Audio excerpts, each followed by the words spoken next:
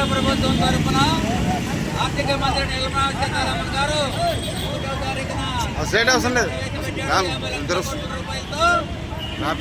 లక్షల కోట్ల రూపాయల్లో దాదాపు రైతులకు కానివ్వండి, పేదలకు కానివ్వండి, నిరుద్యోగులకు కానివ్వండి ఏ మాత్రం పెద్ద రాయితీలు లేవు.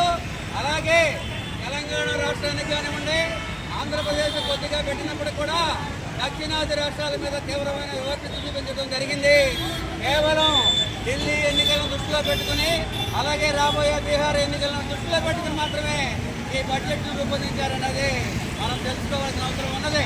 ఈ మోడీ ప్రభుత్వం వచ్చి ఇప్పటికి 11 సంవత్సరాల కాలం అయితే ఈ 11 సంవత్సరాల కాలంలో ధరలు 3 రెట్లు పెరిగిపోయినాయి.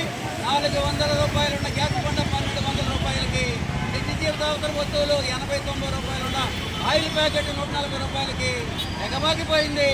అలాగే మిగతా అన్ని రకాల ధరలు పెరిగిపోయి ఈ 11 సంవత్సరాల కాలంలో సామాన్య మధ్యతరగతి ప్రజలు, వేతన జీవులు, కార్మికులు తీవ్రమైన ఇబ్బందులు పడుతున్నారు.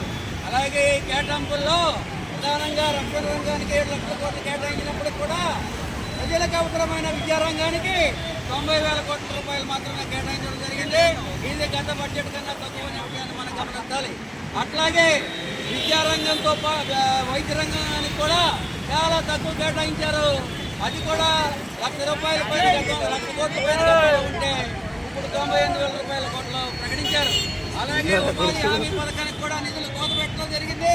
ఇంకా అన్ని రంగాల్లో కూడా ప్రజలకు వ్యతిరేకంగా సామాన్య మధ్యతరగతి ప్రజలకి 100కి 90 మందిగా ఉన్న ప్రజలకి వ్యతిరేకంగా ఉంది ఈ బడ్జెట్.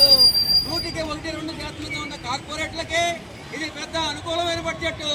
అలాగే ఇన్కమ్ ట్యాక్స్ రాయితీ పేరుతో 100కి మొత్తం మన దేశ జనాభాలో 1 కోటి మందికి ఉపయోగపడే 12 లక్షల ధనానికి, 12 లక్షల వేతనానికి రాయితీ ఇచ్చినప్పటికీ కూడా ఆ ప్రజలు కూడా ఈ ప్రభుత్వ భారాల వల్ల, పెరిగిన ధరల వల్ల ఈ కుటుంబాలు నాశనం అయిపోయే పరిస్థితి కనపడుతుంది.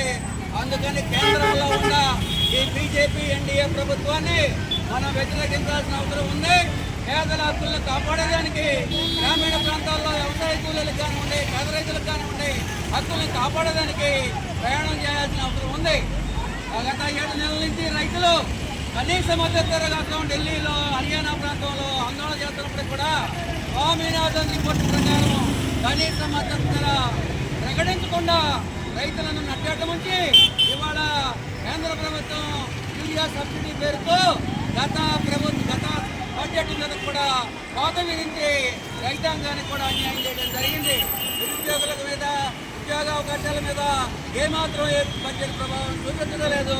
మొత్తం ఈ బడ్జెట్ 100కి 90 మందిగా ఉన్న పేద, మధ్యతరగతి, పై వర్గాలకి, చిన్న వర్గాలకి, కష్టజీవులకి, రోజువారీ వేతనాలు చేసుకునే కార్మికులకి, అసంఘటిత రాజ కార్మికులకి వ్యతిరేకంగా ఉంది.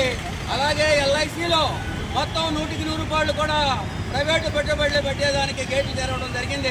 గతంలో 51% ప్రభుత్వ రంగంలో ఉంటే 49% పెట్టుబడిదారులకి ఉండేది. ఇవాళ 100% ఆ షేర్లు అమ్ముకునేదానికి చేసి కార్పొరేట్ రంగానికి, ఎల్ఐసి రంగానికి కూడా అప్పచెప్పే ప్రయత్నాలు జరుగుతున్నాయి.